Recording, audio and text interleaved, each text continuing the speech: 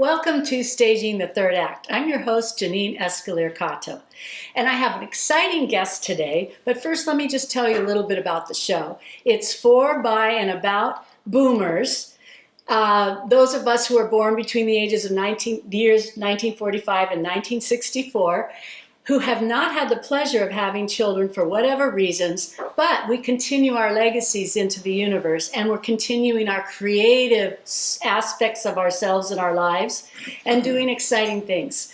So, if I don't give you a quick summary of this wonderful woman's background, we'll be here all day. She's done amazing things. My guest is Lynne Tinel, and let me just give you a background of this woman, and then she's going to talk about her philosophy and how she was able to succeed in so many things. So before we introduce Lynne, I want to tell you that she was started at 18 years old working for the Sebastopol News. What was it called? Sebastopol Times. Sebastopol Times. At 18 years old, she became a typesetter, a feature story writer.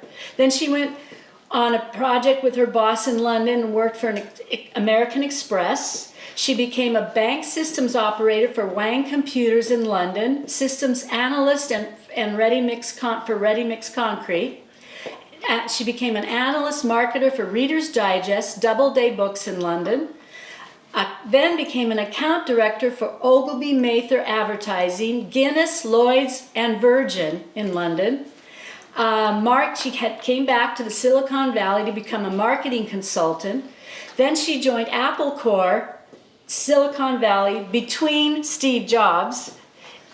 He left and there were other CEOs. Then she became a video producer for the Apple Corporation, winning top awards.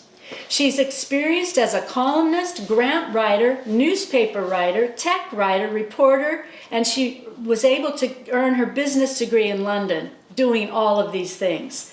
So, without further ado, Lynne, with this incredible resume, I'd like to talk about your philosophy of legacy. I'm going to say some things that you said, and then we can go from there. Lynne said the world around her is her legacy, her teachers and mentors. She said, surround yourself with people who know more, be in awe, love what you do, and that she was a legacy for accomplished people in her life. She was their legacy. And her legacy is to be a legacy for younger people, and she's going to talk about how she continues her legacy. So I had to cover all that because we don't have time for you to tell all that. So let's go. Well, I'd like to start with the Sebastopol Times because Okay. I think for all of us there are points in our life where we can take two different roads. Mm-hmm. And depending on which road we take will change everything that happens to us from then on. Absolutely. And I also think that decision is not just your own personal decision, but it's also very much influenced by the people that you have around you. Absolutely. And so for that reason, one of the philosophies I have, and would always tell young people, is that you want to be surrounded by people who inspire you. Mm. You want to be surrounded by people who help you grow. And so if I had a choice or had to make a choice of being the smartest person in the room or the dumbest, I would choose the dumbest. I think that's so great. I've never heard that before. Well, and the reason for that is because that way I know that I'm surrounded by really great people that I can learn from. That. Right? And that's what happened when I joined the Sebastopol Times newspaper. I ended up working for a person who became instrumental in the rest of my life. Ernest Joyner was the publisher. He owned newspapers in several western states. And he took me basically under his wing. And so not only did I learn everything about newspaper business, and not just from the back shop, which was typesetting and paste up, but everything in the front. So I was given the opportunity to write. I did classified advertising and circulation. I helped with exposés. And because he saw in me a young version of himself. Interesting. Right. He became probably the most influential person in my life. At 18. I mean, at you 18. Weren't even 18 yet, were you? No, this was straight out of high school. Wow. And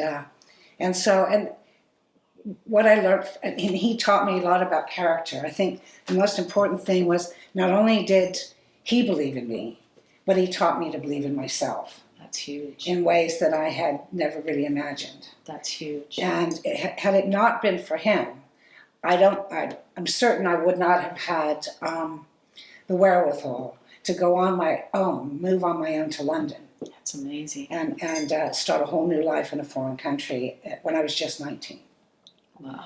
So, and he and I became, what I loved about Ernest also was he was an amazing writer. He wrote like my favorite author, Mark Twain, where, the words just dance off the page. And you're not so much reading as you are visualizing. Exactly. That's the key. That's the key. And so when we wrote letters back and forth over the years, I always tried to match his writing style. How cool. And the letters were fun. I mean, I always looked forward to and always took a lot of time to write back. How cool. How wonderful to have somebody like that as a young person. Oh, just incredible. And he gave me opportunities even later in years. For example, I was living in London, and he set up an opportunity for me to report at the National Democratic Convention in New York. Wow. The year Reagan was elected.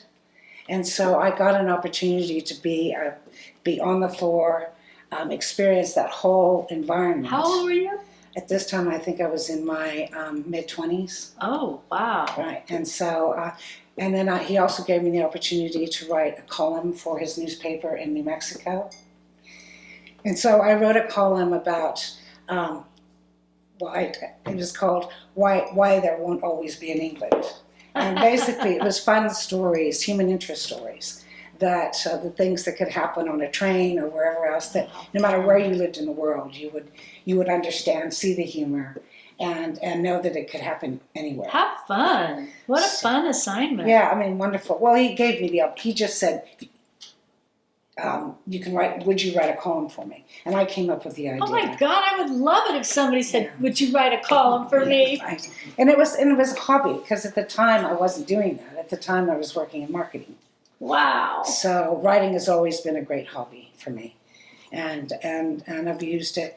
I've written marketing copy, obviously. I co-wrote scripts for videos, things of that nature. But I've also, years later, in volunteer work, I've submitted articles with my byline for newspapers, whether it be for the Rotary Club or the Auburn Fire Department, or whoever it might be for. And so I still, to this day, enjoy writing for whatever purpose. Of course, because it's who you are. Yeah, I loved it when I was a kid, and I continued to. Yeah. And I wanted to stay in publishing, but when life's kind of, I look back and in some cases I've taken advantage of opportunities, in other cases I've created opportunities. Yes. And so when I arrived in London, I got my first job was specialized secretarial, and here yet again I ended up in a place where I was surrounded by people who I could learn from and be inspired by, and who enjoyed. I think because I so much appreciated them, they enjoyed doing things for me. I want to stop here, and I want to mirror what you said about yourself, which you don't find in a lot of young people. That you were open. Yes. You were open to learning from people that were so much more mature than yourself. Right. You were open, like, what can you give me? I'm a sieve. Give it to me. Yes. And appreciation. Yes. Those two things right there, I think, opened the world for you. Yeah. And I think, too, that it's so important to never take for granted. Yeah. I not only, and I would never use anyone in any way. Mm-hmm. Right? And you don't have to. That's the interesting thing. No. If you're open, if you appreciate what people do for you, then people want to do things for you. That's right. And I can see these older people, because we can put ourselves in their position. Wow, this young person appreciates me and all the wisdom I have. Right. I just want to groom them and wow, I'm so honored. Right. And so I'll give you an example. I ended up working for Hill Samuel Merchant Bank, mm-hmm. and as a temp, right? And the systems manager, he was a grumpy kind of guy, right? Who I would say went through secretaries like underwear, right? And so and so it was difficult for them. But the interesting thing is that I wasn't swayed by that, you know. I just found him interesting. I so much enjoyed being there and working there that he started respecting me because I respected him. And you weren't intimidated by him. And I wasn't intimidated. Exactly right. And so one day I remember I'd been working for him for a while. And he would throw tantrums every once in a while, and when he didn't get his way, and he comes in and he throws his resignation on my desk and says, "Type this," right? And I look at it, and he marches back into his office, and so I looked at it, followed him into his office, and said, "I'm not going to," and threw it back on his desk. And he says, "What do you mean you're not going to?" He said, "You have to. You're my secretary." And I pointed at the resignation and said, "Well, obviously not for much longer." and I said, "Look, what's the problem?" He said, apparently he wasn't getting his way on something. And I said, "Well, then do it anyway." I said, "If you're prepared to quit, just do it anyway." And he looked at me and sort of like, and I walked out of his room. And you know, these stories obviously get around. So, and I never said anything to anybody, but I think that I sort of, at that point, when it came time for me to leave because I only had a temporary work permit, right? The bank was willing to go out of their way to get me a work permit. Wow. And, you know, I'm just a secretary, and you have to somehow prove that this individual can do something that you can't easily hire. Right. And so it was they that actually taught me how to operate wine machines. And it's not that I was going to operate them, but I had to have a skill. And the fact is, wine was just being exported from the U.S. into the UK at that time. Oh, so that what was an opportunity. So that was a unique skill. And so that's my very first work permit in London was specialized secretarial. And really, all because you knew how to maneuver this guy. well, because we got along and people started respecting me. But at the same time, I mean, I went through very crazy experiences. I remember I got pickpocketed a few times because I had no experience of living in any city, never mind a foreign city, right? And finally, the lady who was supervising secretaries basically grabbed me by the ear and took me to the bank and forced me to open up an account so that I didn't keep having my wages stolen. so you know, so that was kind of fun. But that's so because of that. There's one other fun story there that again made a difference to what happened in my career. Exactly. And what happened was Jeff, who was the fellow I've been talking about, he went abroad and forgot to write what they called a steering committee report, which is basically a report giving an update on all the various projects going on in the systems department. And I figured I knew how to write it. And so rather than Jeff get into trouble, I went ahead and wrote the steering committee report. and the head of data processing came up a couple of days later to my desk and says, "You need to tell Jeff this is a really well-written report." He said, "I just have one question. When did Jeff start writing like an American or spelling?" He said, "Spelling like an American, right?" And so because of that, Mr. Alsop started giving me projects to do for him in the department. And so I was no longer just doing secretarial work. And it was because of that that I was able to get a job as a systems analyst elsewhere. You are so open to, if I do this, I can maybe, get here. Not that you were conscious. No, I wasn't consciously thinking about that but at all. you were savvy enough to you still took opportunity, even though you didn't know where it was going to lead. And I didn't think of it quite like that. I know. I was protecting Jeff at the time, or I was doing something. But that's it. You were protecting your boss. Yes. You were going a step beyond. Right. Yes. Taking initiative. Yes, I think is that's the word. And I've always taken initiative. That's the word. Yeah, and that goes a long way, especially if you're able, even if you don't quite make it, the fact that people see you taking initiative. Yes.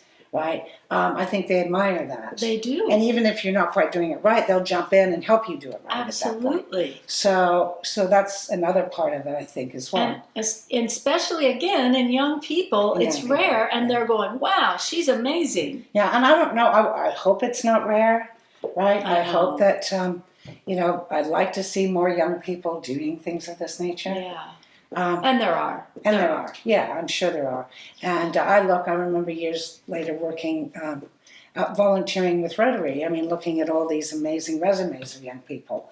And I'm blown away by all the activities. I'm thinking that of they get a involved former student right now who's just like that. Yeah. She's just like that, and she's moving her way up in an engineering company. Yeah, right. And so I see, I'm inspired. And I think that's the other thing to think, is that people, as I get older, people are not only learning from me, but I continue to learn from them. Yes. And we can all learn from young people as well. Absolutely. As a teacher, I was learning all the time. Yes.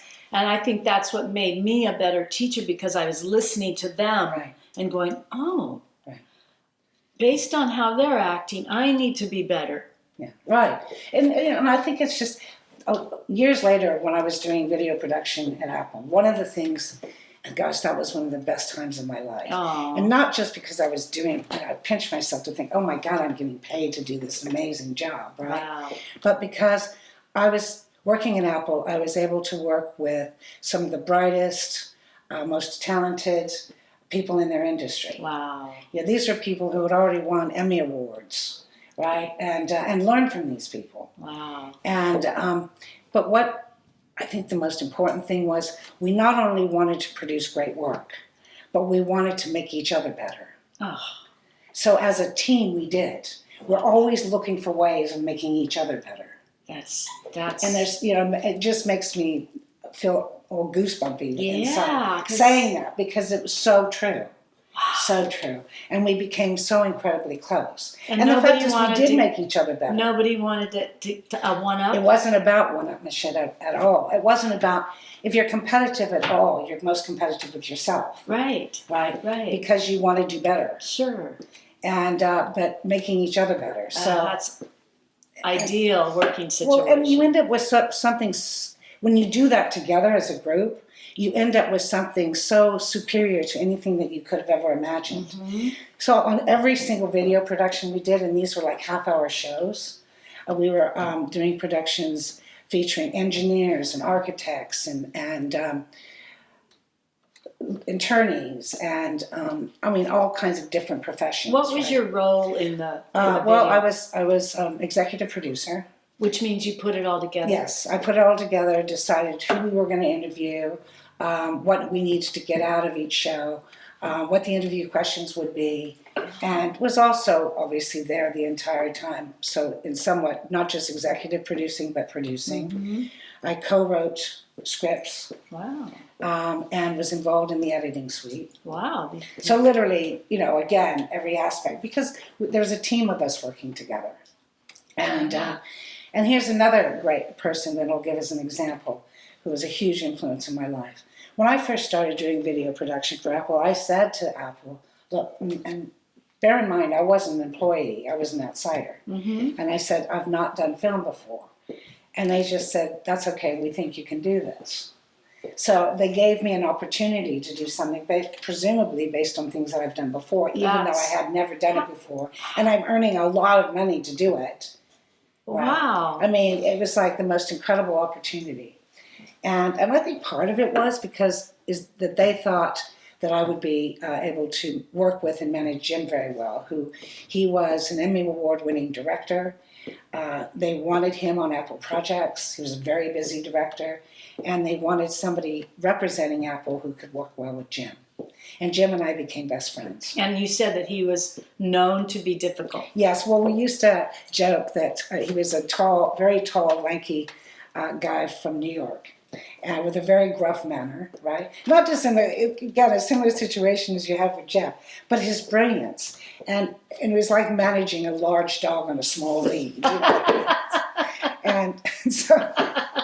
But he was brilliant. You had to see that brilliance. He could walk into a room and just visually change everything around. He knew exactly what he was going for, and he always took risks. And that's the other thing I would say to young people: no guts, no glory. Oh yeah. Right? You have to stretch yourself. You have to really go that do. one step further. I really do. And it's not just about taking initiative, but sometimes it's also about taking risks. Yes. And the thing is that I knew, because I could see a lot of, not everything, but a lot of what Jim was saying. Mm-hmm. I knew when to let him go. I knew when to let him apologize. and I knew when to kind of rein him back in a bit, right? And we made each other better. I mean, he taught me every single thing I know about doing film work. And we traveled, we were on the road for all over the United States for about 2 years. Wow. And, how exciting. It was. Well, I mean, great examples of the kind of relationship we ended up having. He started dating this lady. His production company was in LA. And he started dating this lady, but while we were still traveling. Uh-huh. And of course, she had to wonder who in the heck I was. Right? Sure. Like, oh, this And competition. as it turns out, Lee also became my best friend. Oh. But because of their courtship and because we were filming the whole time, I remember Lee saying one day it was time for them to meet the parents, and Lee turned to Jim and said, "Hang on, we have to check Lynn's calendar." And then when it came time for Jim to actually buy the engagement ring, we were in New York at the time. So he says to me, would I go with him to the Diamond District and help pick out a ring? And and typical me, if I'm doing it for myself, it's one thing. But if I'm doing it for somebody else, I go that extra mile. Sure. I want it to. You don't want to be blamed later. No, maybe I want it to be perfect. I just, it's sort of a challenge, right? And I'm thrilled to be asked. Sure. That's a big responsibility. Yeah, I'm just thrilled to be that he wants my opinion on this, right? And so anyway, I help him pick out this ring. And a couple of years after they're married, Lee and Jim end up in New York. And he takes her to the very shop where he bought the ring. And Jim walks in, and the diamond dealer, this is a New York diamond dealer, right, looks up at Jim and says, "I remember you. You were with that hard broad," right? And I'm thinking that's got to be the best compliment you could ever have, because obviously two years later, you're still thinking he gave me too good a deal. Right? Because you knew how to maneuver to get that a good price. I was just, yes. So because I went to all these places. So anyway, I'm just very happy that and I think Jim realized that obviously he had done a good job with that ring. So, but that's the kind of relationship we ended up having. I mean, stupid things like we're going to the Mojave Desert to film Burt Rutan, who to film who? Burt Rutan, who he's an aircraft engineer and designer. He designed the first aircraft to circle the globe on a single tank of fuel. Ooh. Yeah, later he worked alongside Richard Branson. Oh yeah, for right? Virgin. They worked alongside to actually create aircraft to go to outer space, to take. Oh yeah. Right, so he and Branson. So, which is interesting because when I was at Ogilvy and Mather, Virgin, I worked for Branson. Oh wow! Right? So all these years later, you've got two individuals who I worked not closely with, but had that's fascinating connections with. Ended up being together. So that's kind of what a small world. What right? a small world. But we were headed to the Mojave Desert. And we had to stop in LA to cast a lizard. I'm like, what? There's all kinds of lizards in the Mojave Desert. But Jim had this amazing idea in his head. And he didn't want to risk not having a lizard. And the idea was, and it was one of the most amazing opening scenes of any video we did, was he put a Macintosh computer, right, on the runway. Right, and the opening scene was you see this Macintosh sitting on a runway, you see this flag just waving, right? Everything's very serene, quiet, other than hearing this flag. And you look down and there's a lizard crawling across the keyboard. this was the lizard we cast in Los Angeles. Casting a lizard. And next thing you know, one of Burt Rutan's jets goes like this, right over the top of the Macintosh, through the air, and then Top Gun music. And that's the introduction to this video about Burt Rutan and how he designed aircraft using the Macintosh. Wow. So that wasn't on commercial television? No, this was a marketing video. Oh, okay. So the idea is to basically show other engineers, other architects, other attorneys, how people in their profession use technology. Ooh, I like it. And another one that I got to do at Apple was they decided to computerize the town of Jacksonville, Oregon. And I'm literally donating computers to all these small businesses, to the schools, to the police, right? And basically my job, what an amazing job, was going up periodically to film, not even in video in this, which is much harder. Oh, wow. To film these individuals to see how technology changed their businesses, changed their lives. Did you have a handheld camera? No, I didn't hold the camera. Oh, okay. Right? I was the producer. Okay. And we had big budgets for a lot of this stuff, which was amazing, really. But we did it in film. And the difference between doing something in film and video, film gives you the most incredible shots. The color, the dimensions. Film is you can see the difference. Yeah. The problem is that video is much more flexible. Oh. Right. So you have to take a lot of time to set up film, where with video you can walk around with a camera or whatever. Okay. So, but in the end, it was beautifully done. And what was interesting is that after a year of going back and forth, I could walk down the street and you thought that I grew up in Jacksonville. Because everybody knew who I was. Wow. And it turned out absolutely beautiful. And again, it was a marketing piece, right? And it was basically showing small businesses, a very effective way to show small businesses how technology could change their business and make them so much better. Right, but it did more than that. It also changed the town. It also got people talking to each other who had never really talked to each other before. Right, various small businesses coming together. Was that your idea to do? No, actually, it came out of there were a brainstorming session one day, and I think somebody jokingly said, "Why don't we just computerize a town?" Oh, and that's a great idea. It was an amazing idea, and so we did. And I was, and at that point, because I had been producing Apple videos, I was able to be the producer on that project. Wow. When I think about all you've done, and I asked you this when I visited your home, beautiful home, and I said, somebody who's done so much, how hard it must have been to retire. Yeah, and I don't think but retirement, I don't know that I have, because if you say doing volunteer work, whether you're getting paid or not paid, are you retired? No. You see what I mean? Yeah. I still look for opportunities. Yeah. To use my skills and my experience.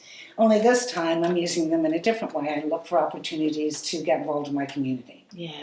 That's right? really important. So I was, so I got involved in Rotary.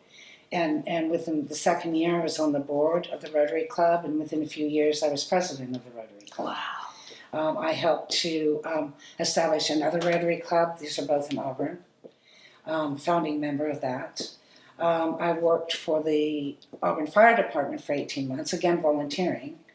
And I was very proud to receive, I didn't know even had this, the the Civilian Employee of the Year Award. Wow, good for you. Yeah, by the fire chief. So see, your energy and your effect and your legacy is continuing. I use my background in systems, I use my background in writing, and so forth. And so for example, one of the projects that we looked into, that we put together was looking at an internship with Sierra College. Oh, that's brilliant. Right? And because what happened, you see these students, and I don't think many of them truly understand what the job of being a firefighter is. They may have various ideas about what that is, but there's nothing like serving an internship before they start investing a lot of money. You could do a video of that. You could produce for sure, yeah.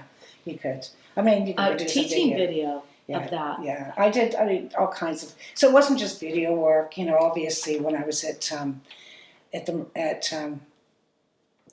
this kind of ties back into what we're talking about, Yeah. legacy, right? Right. When I was an account director at Ogilvy and Mather in London, one of the largest ad agencies in the world, my job was to create a new business department. And so I hired all the people who worked for me. In fact, I hired a person who had worked alongside me at Doubleday Books as well, and brought him over to work for me. Wow. And so I had a team. You've had so much free reign. Well, yes, I think the interesting thing was, I was actually headhunted by the fellow that I had worked with at Reader's Digest. And he, at this point, was one of the senior directors there at the agency. And he asked me if I was interested in coming to work there, so that was great. But the opportunity I had here was, again, it goes to years later when we're working in that team where we're all looking, how do we make each other better? Right. Well, that's how I saw my job as a manager of these individuals, not just to help train them in how to do the work, Yeah. right, and make certain that we were serving our clients in the best way we could, but also thinking of their own development and their own careers, and that's a legacy in itself. And I found out, in fact, a couple of years, had moved to the States and come back after a few years, and all of these individuals who had been in my department had gone on to do great things.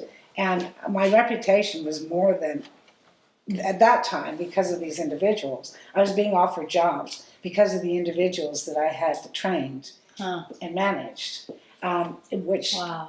2 years after I'd already left England. And so it makes a difference. And I'm not thinking of it in those terms, I'm thinking of it in terms of how great is it to really have an influence on someone else's life Yeah. in the same way that people have influenced mine. Right. How open up doors of opportunities, allow them to see things maybe a little differently than they saw them before.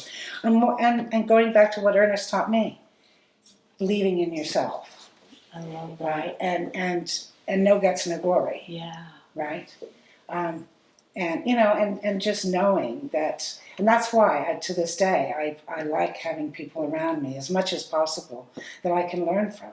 Yeah. I don't know what time we have left, but I really want you to tell the viewers about legacy you left in London with the soccer. Is it soccer? Oh, right. Oh, yes. This is a great story. Okay. So I'm working at Reader's Digest, and there aren't many Americans at the time living in London. And I get this call from a fellow named Brad, who is also from California and working for a different publishing company. And he says that he asked me if I'd be interested in creating a softball team made up of baseball widows. And what that meant was they had a baseball league. And all these girls who, sports was not a big thing for girls at that time in London, certainly. It was when I grew up in the States, Yeah. but not really in London. And if any of them had played anything, it would have been rounders, not right.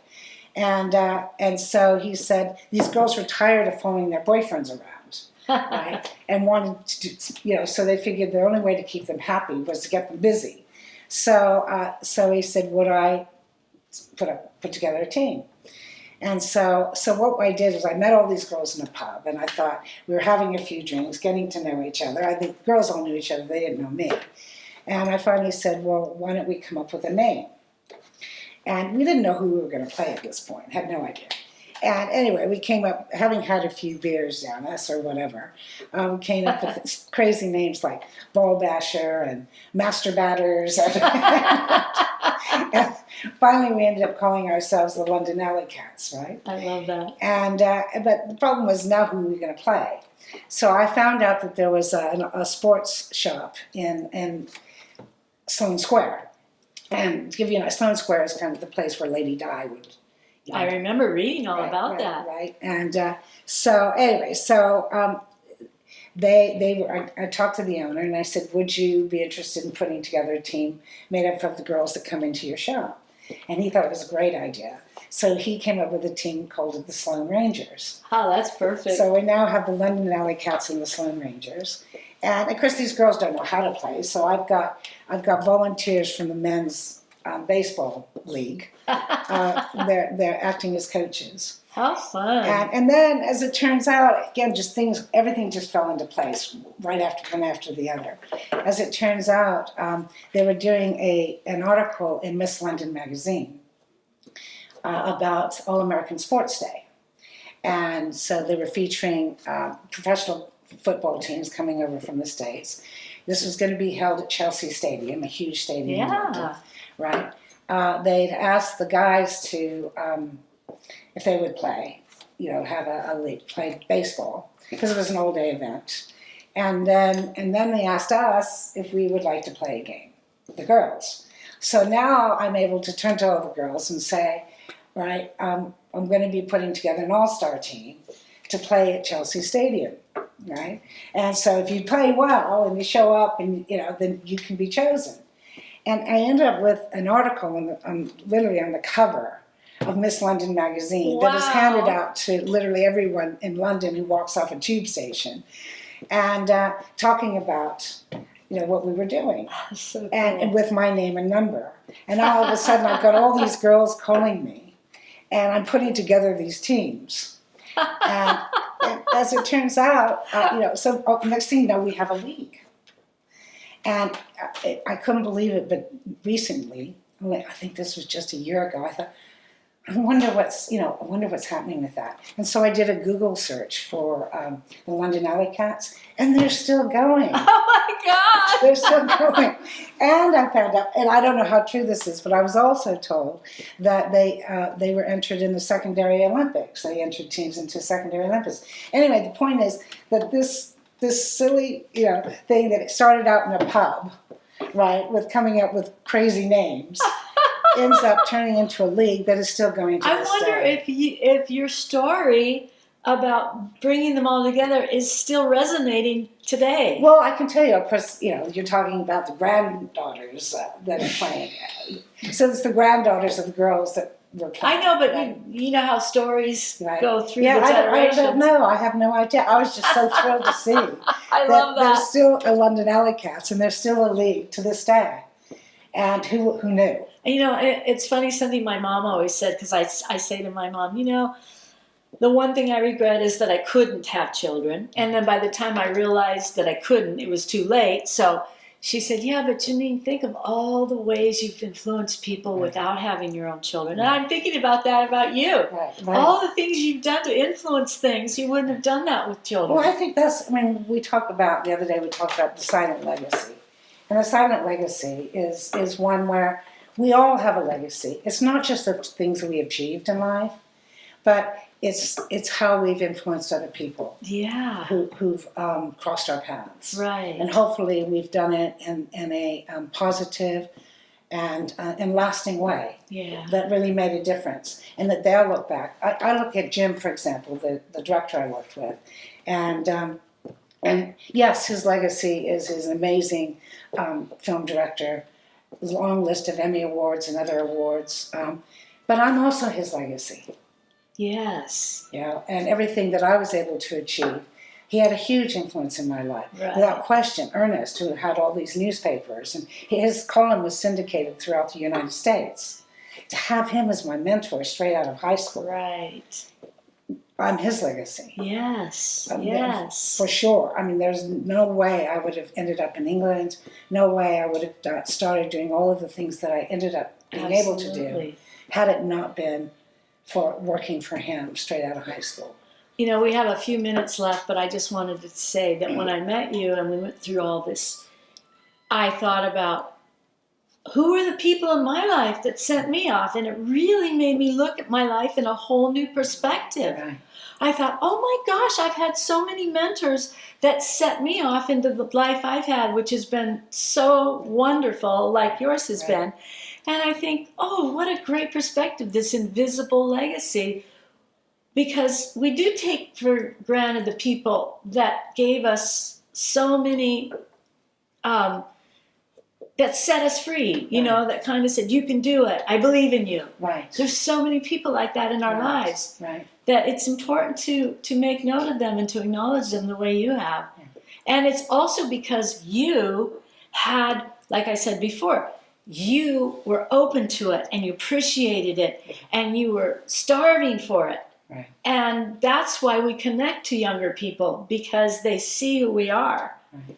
And that's the whole point of this show, staging the third act. We're still here. Yes. We yes. still have the energy and the drive, and the things that we write about are still relevant and current and important. Right.